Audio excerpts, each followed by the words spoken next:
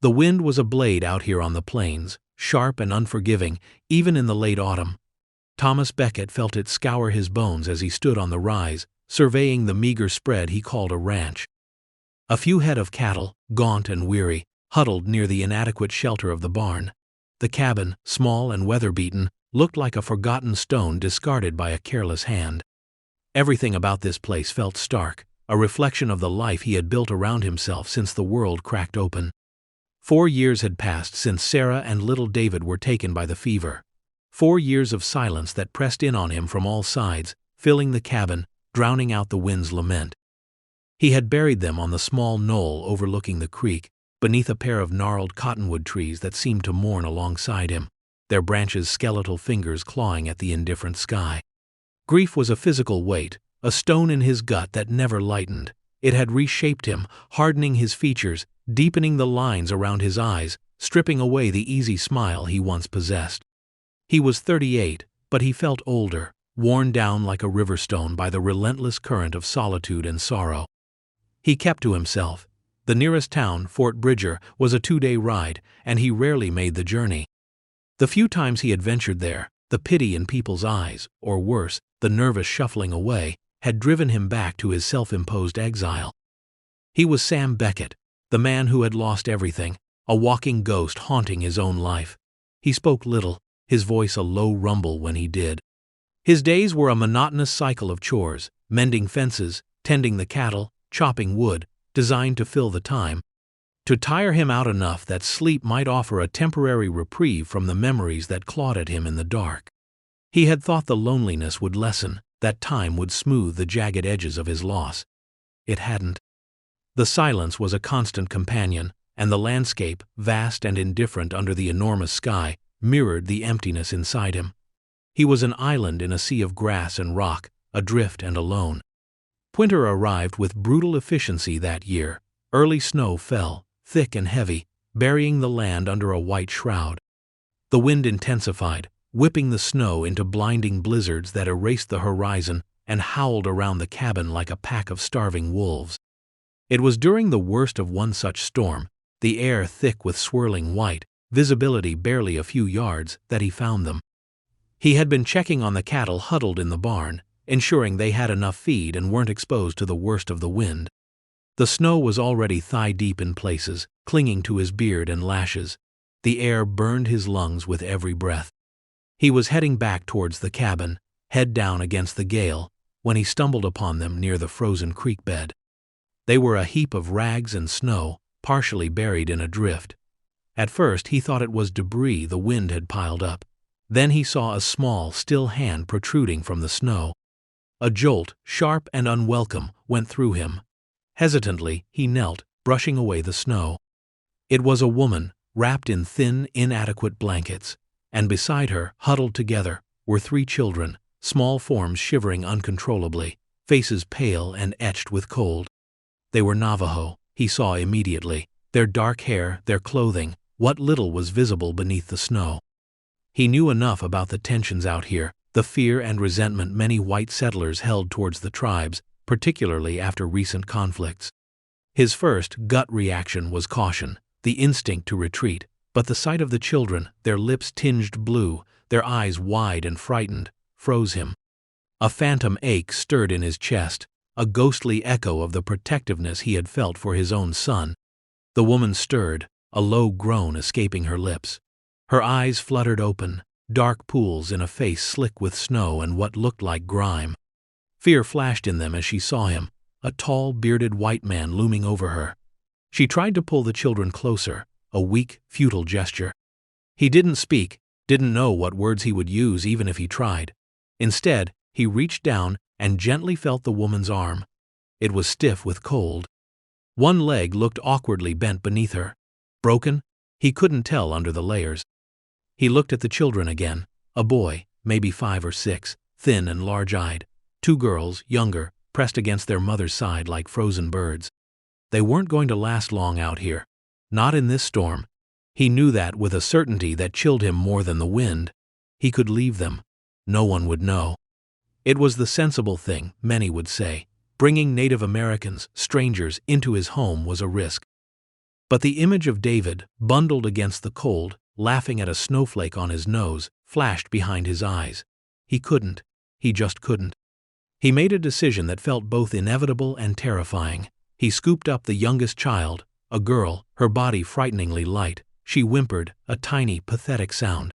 He held her close, trying to transfer some of his own body heat.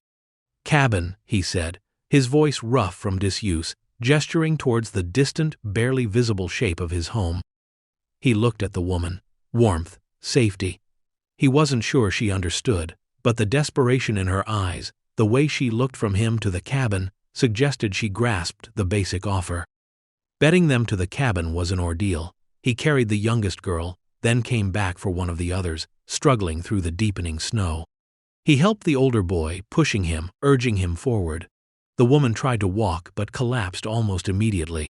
He had to help her, half carrying, half dragging her, her weight a dead pull against his strength. It took an age, the wind tearing at them, the snow relentless.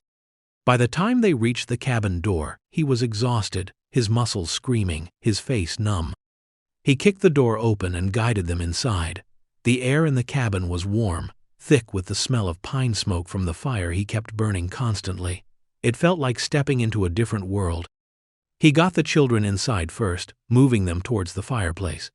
He helped the woman hobble in, easing her down onto the floor near the hearth. She collapsed, gasping, shivering violently. The children huddled around the fire, their small forms trembling. Their eyes followed him, wary and unsure. He moved quickly, shedding his coat, his hat, his gloves. He piled more wood onto the fire. He found blankets, rough but warm, and wrapped them around the children, then around the woman. He had some leftover stew from the day before, thick with beans and elk meat. He warmed it and ladled it into bowls, offering it to them. They ate slowly, cautiously at first, then with a desperate hunger that was painful to watch. The woman ate little, her focus on her children. She watched him constantly, her dark eyes missing nothing. He didn't push conversation. He didn't know her name, or her children's names, or how they had come to be collapsed in the snow near his property. Those questions could wait. Survival came first. The woman's leg was definitely broken. He saw once she was warmer and had shed some outer layers, twisted at an unnatural angle just below the knee. He had basic medical knowledge, learned from years of living out here. He cleaned the wound as best he could, gently straightened the bone, and splinted it using some thin pieces of wood from his kindling pile, padding it with strips of cloth. She gritted her teeth through the pain, not making a sound, clutching her children's hands. Her stoicism impressed him, a quiet strength that resonated with his own. That first night was long. The storm raged outside. Inside, the children slept fitfully by the fire. The woman remained awake, watching him whenever he moved, her presence a tangible weight in the small space. He slept on his cot across the room, his rifle propped against the wall within easy reach. It wasn't that he expected trouble, not exactly. It was habit, the ingrained wariness of a man who lived alone on the edge of the wilderness, and the knowledge that he had just brought strangers, native strangers, into his life. He wondered what people in Fort Bridger would say if they knew. He didn't dwell on it. The next day the storm eased, but the snow remained deep. They were effectively trapped. Life in the cabin settled into a strange, silent rhythm. He went about his chores, tending the fire, melting snow for water, checking the cattle. The woman, whose name he learned was Nahili, remained near the fire, her leg propped up. Her children, the boy named Sali, and the girls, Ayana and Onawa, were timid at first, clinging to their mother. But children were resilient. Soon they were exploring the small cabin, their initial fear giving way to curiosity. Their presence was a shock to the system. The silence that had been his constant companion was broken by quiet whispers, small thuds, the rustle of blankets, and occasionally the soft, almost forgotten sound of children's laughter. It was a sound that ripped at his gut, a reminder of what he had lost, but also something else. A warmth, a faint echo of life that had been missing for so long. Communication was difficult. Nahili spoke some English, broken but understandable. He knew a few words of Navajo, mostly learned from brief, tense encounters over the years, but enough to get by on simple things. Most of their communication was through gestures, expressions, and shared tasks. She would point to the dwindling woodpile, and he would nod and go out to chop more. He would gesture towards the water pail, and Sally, overcoming his shyness, would fetch more snow to melt. Slowly, tentatively, they began to trust each other. He saw the fierce, quiet love Nahili had for her children, the way she rationed the food to ensure they had enough, the pain in her eyes when she looked at her broken leg, knowing she was a burden. He saw the children's resilience, their quick smiles once they felt safe, their fascination with the simple things in his cabin, a carved bird he had made years ago, an old harmonica. She saw his quiet competence, the way he moved around the cabin, the gentle way he handled the injured calf in the barn. She saw the sadness in his eyes when he thought no one was watching, particularly when he looked towards the small knoll where his family was buried. She saw the care he took with her leg, the way he ensured they were warm and fed before he tended to himself. One evening, as he sat by the fire, sharpening his knife, Nahili spoke, her voice low. "You, lost?" she asked, gesturing towards the knoll visible through the window, softened now by the snow. He hesitated, then nodded, his gaze fixed on the fire. "My wife, Sarah, my son, David." She nodded slowly, her expression one of deep understanding, not pity. "Mine too, husband, 2 daughters, sickness, long walk. Bad snow." Her English faltered, the words inadequate for the weight of her loss. He looked at her then, really looked at her. He had seen her as a stranger, a native woman, a problem brought to his doorstep by the storm. Now, he saw a woman who carried a grief as heavy as his own, a survivor fighting to protect the family she had left. The shared understanding of loss, unspoken for so long, created a fragile bridge between them. The snow eventually melted enough for travel, but Nahili's leg was far from healed. She couldn't walk on it, let alone travel. He knew he couldn't turn them out. Not yet. Maybe not ever. The thought surprised him. He had planned to help them get to the nearest reservation or settlement when the weather broke, but the cabin no longer felt empty. The silence was gone, replaced by the quiet presence of a family. He made the decision to let them stay until Nahili could travel. He told her so, his voice gruff. She simply nodded, a small, grateful smile touching her lips. It was the first time he had seen her smile, and it changed her face, chasing away some of the weariness and fear. Their life together continued, evolving. Sally helped him with chores that didn't require strength or height, eager to be useful. Ayanna and Onawa played outside when the weather allowed, their bright jackets splashes of color against the white landscape. Nahili, confined to the cabin, used her time mending their threadbare clothes, weaving small, intricate patterns from scraps of yarn he provided, or teaching her children quiet games and stories in their language.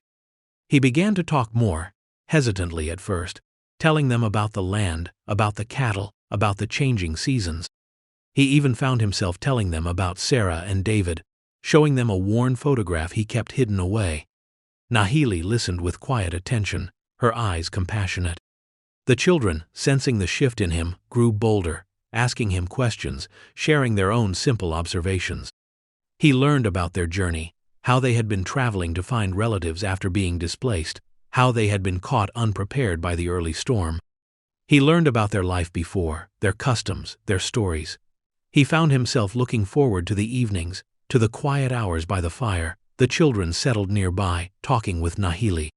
The initial wariness had faded, replaced by a comfortable familiarity, a mutual respect. He started to see her not as a Navajo woman or a stranger, but simply as Nahili, a strong, kind woman who was helping to fill the aching void in his life. He knew the outside world would not approve. Talk had likely already reached Fort Bridger that he was harboring Native Americans. Prejudice ran deep here. There were stories of retaliatory raids, of settlers being attacked, but he couldn't bring himself to care. This small, unexpected family had brought life back into his dead world. The external threat he had anticipated materialized weeks later. It was a crisp, clear day.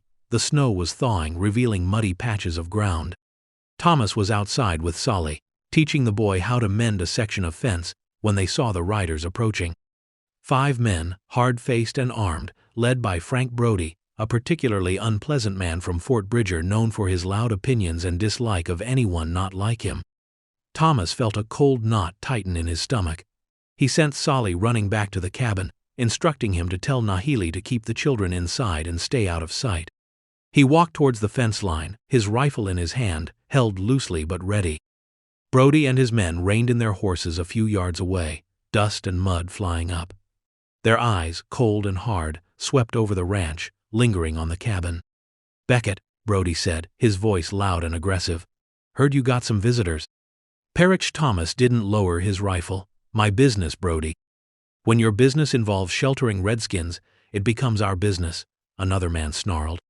"There are women and children in there," Thomas said, keeping his voice steady. "They were caught in the storm, injured. I gave them shelter." Brody laughed, a harsh, ugly sound. "Injured? Or scouts? Spies? You know what they do, Beckett. They scalp, they burn." "They're starving and hurt," Thomas repeated, his grip tightening on the rifle. "They mean no harm." "We ain't taking chances," Brody said, his eyes narrowing. "Send 'em out. We'll escort 'em off the territory." For their own good and ours. The implication was clear. Escort 'em likely meant something far worse than just sending them away. Thomas looked back at the cabin. He thought of Nahili, of Ayanna and Onawa, of Solly, who had just been learning to tie a fence wire. He thought of the quiet moments by the fire, the shared grief, the tentative dawning of something akin to peace he hadn't felt in years. He thought of David. He had failed to protect his first family from sickness. He would not fail to protect this unexpected, fragile new connection from the cruelty of men. "They aren't going anywhere," Thomas said, his voice low, but carrying an iron resolve that surprised even himself. Brody's smile vanished. "You challenging us, Beckett, for a few Injuns?" "I'm telling you to turn around and ride out," Thomas said, raising his rifle slightly, the barrel pointing towards Brody's chest. "This is my land. This is my home. The people inside are under my protection. You want them, you'll have to go through me." The air crackled with tension. The other men shifted uneasily. They hadn't expected this from the quiet, withdrawn rancher. They had expected him to meekly hand over his charges to avoid trouble. Brody hesitated, his gaze flickering from Thomas's face to the rifle barrel. He saw the grim determination in Thomas's eyes, the set of his jaw. This wasn't the grieving widower they knew. This was a man who had found something to fight for again. Brody had numbers, but Thomas had the high ground, the element of surprise in his defiance, and the home field advantage. A shootout here, in the open, with Thomas possibly a decent shot, could be messy. And for what? Just to satisfy their hatred and fear. "You're making a mistake, Beckett," Brody spat, his face red with frustration.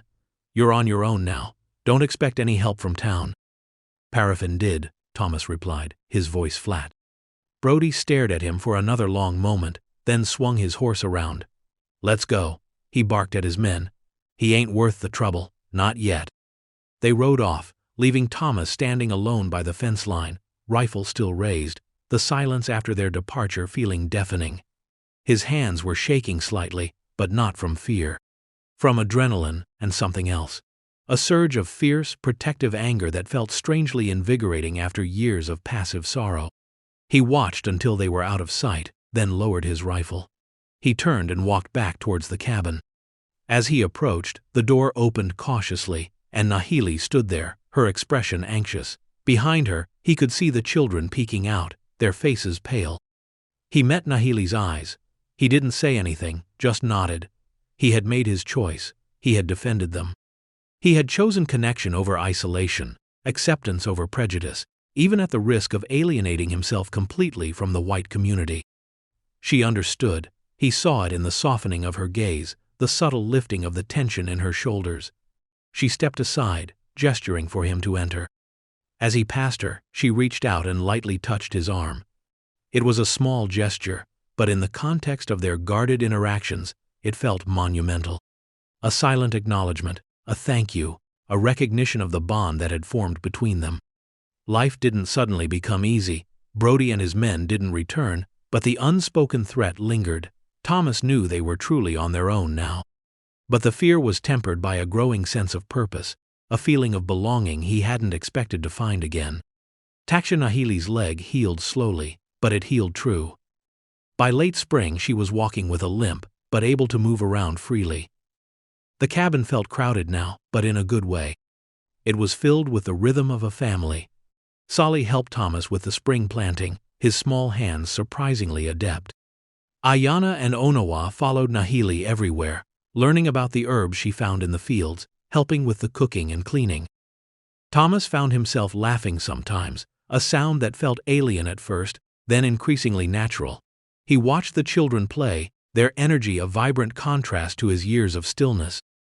He watched Nahili, her quiet strength, her practical wisdom.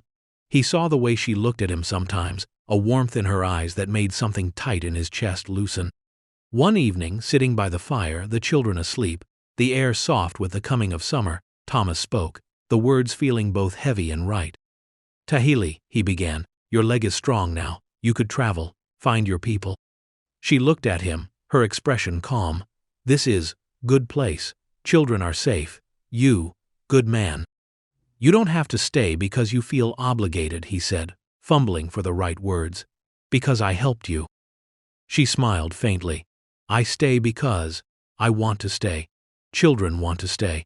She paused, then her gaze met his directly. "You, lonely. We, lonely. Maybe, not lonely together." His breath caught in his throat. Not lonely together. The simple phrase held a profound truth. He had been so consumed by his grief, so convinced that his life was over, that he had never imagined this. The possibility of not being alone, the possibility of finding connection, even love again, in this most unexpected way, with this woman so different from his lost Sarah, from his lost life, a woman who understood loss in a way no one else he knew ever could. "Not lonely together," he repeated, the words feeling clumsy on his tongue, but resonating deep within him. He reached across the small space between them and took her hand. Her skin was warm, strong. She didn't pull away. The prejudice from Fort Bridger didn't entirely disappear. Some settlers avoided him. Brody still glared whenever their paths crossed in town, which was rare. But out here, on his land, under the vast indifferent sky, they built their own world. Thomas Becket, the grieving widower, and Nahili, the Navajo widow, and her 3 children. A family forged not by blood or societal expectation, but by shared hardship, unexpected kindness, and the quiet, resilient power of human connection. Promise's Ranch, once a monument to his isolation and grief, became a place of life. The cabin, no longer silent, echoed with the sounds of children's play, Nahili's soft singing in her native tongue, and Thomas's own voice, growing stronger, less haunted. He found a new rhythm to his days, one that included teaching Solly how to ride, watching Ayana and Onawa chase butterflies in the meadow, and sharing quiet meals with Nahili. The silence between them now comfortable, filled with understanding rather than emptiness. The seasons turned. The deep snow of winter gave way to the green explosion of spring, the dry heat of summer, and the golden melancholy of autumn. Each season brought its own challenges: cattle rustlers, unpredictable weather, the constant effort required to coax a living from the harsh land. But they faced them together. Thomas relied on Nahili's knowledge of the plants and animals, her quiet resilience in the face of adversity. She relied on his strength, his pragmatism, his fierce protectiveness. The children thrived. Solly grew taller, stronger, his initial shyness replaced by a quiet confidence. He worked alongside Thomas, learning the ways of the ranch, his laughter sometimes ringing out across the fields, a sound that still occasionally caught Thomas by surprise. A joyful counterpoint to the sorrow he had carried for so long. Ayana and Onawa were inseparable, their presence a constant, lively current in the cabin. They learned English quickly, their voices bright and inquisitive, asking Thomas questions about everything, drawing him further out of his shell. Tasha Nahili's limp remained, a physical reminder of the day Thomas found them, but it didn't diminish her strength. She managed the household, gardened, and her quiet presence was the anchor of their makeshift family. She taught the children their heritage, telling them stories of their people, ensuring they did not forget where they came from. Thomas listened sometimes, sitting quietly, learning about a world different from his own, a world steeped in reverence for the land and the cycles of nature. Their love was not a sudden, explosive passion, but something that grew slowly, like a deep-rooted tree. It was in the shared glances across the fire, the comfortable silence side by side on the porch at dusk, the unspoken understanding of each other's past wounds. It was in the way Thomas made sure Nahili had what she needed for her leg, the way she made sure he ate properly, the quiet affection they showed the children together. It was a bond built on respect, shared loss, and the profound gratitude of two lonely souls who had found unexpected solace in each other's company. Occasionally, riders from Fort Bridger would pass by the ranch. Some would avoid eye contact, others would stare openly, disapproval etched on their faces. The prejudice hadn't gone away. It was a constant, low hum of judgment on the edges of their lives. But within the boundaries of their land, the old fences they mended together, the new garden Nahili planted, the walls of the cabin that now held so much life, they were safe, they were a family. One afternoon, years after that terrible storm, Thomas stood again on the rise, watching the sunset paint the sky in hues of orange and purple. It was the same view he had looked upon in despair for so long. But now it looked different. The cabin below glowed with warm light. Smoke curled lazily from the chimney. He could hear the faint sound of children's voices carrying on the breeze. Tresha Nahili came up beside him, her step still favoring her injured leg slightly. She didn't speak, just stood beside him, looking out at the land they shared. He reached for her hand, and this time there was no hesitation, no caution. It was a natural gesture, the touch of a husband for his wife. The past was still there, a part of them both, the losses they had endured etched into their souls, but it no longer defined them. It had brought them together, two broken pieces finding a way to fit, to create something new and whole. Home, he said, the word tasting foreign and wonderful on his tongue. It wasn't just a cabin anymore. It was a place where laughter lived alongside sorrow, where different worlds met and found common ground, where a man who thought he had lost everything learned that love, like the resilient prairie grass, could always find a way to grow even in the harshest soil, even after the deepest winter. He looked at Nahili, her profile silhouetted against the fading light. She turned and looked at him, her dark eyes soft and full of a quiet strength that had seen her through unimaginable hardship and led her here, to him. She smiled, a genuine warm smile that reached her eyes. "Our home," she agreed softly. And in that moment, standing together on the land that had witnessed his deepest despair, surrounded by the family he had never expected, Thomas Becket knew a peace that had eluded him for years.